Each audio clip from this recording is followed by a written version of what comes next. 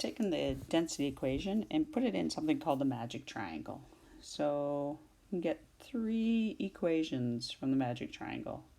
D equals m over v, which we've already used. I can also figure out v, and when I do that, I take the m and I divide it by d, because the m is over top of d. So I would write v equals m, mass, divided by density. Units would be milliliters.